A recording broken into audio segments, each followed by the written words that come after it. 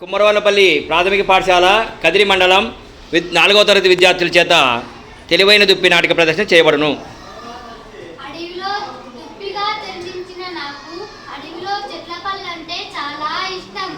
దీనికి ఉచ్చు అల్లుతా పక్కనే ఉన్న చెట్టు మీద కూర్చొని దుప్పి కోసం ఎదురు చూస్తా. దుప్పి రాగానే పళ్ళు నోటితో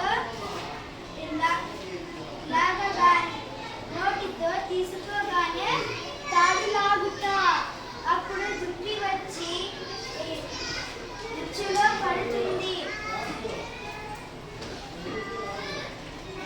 పండ్లు మధ్య తీయని వాసన వస్తున్నాయి, కానీ ఇంతలా పడి ఉండడం నాకు అనుమానంగా ఉంది. ఈ దుప్పి వెళ్ళిపోతుందేమో, ఇంకా కొన్ని పళ్ళు రాల్చుతా.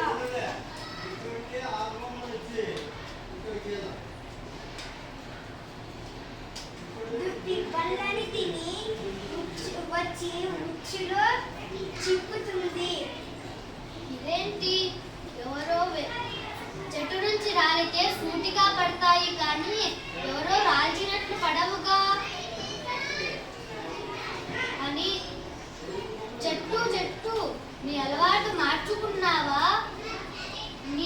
అయితే నేను నా అలవాటు మార్చుకుంటా.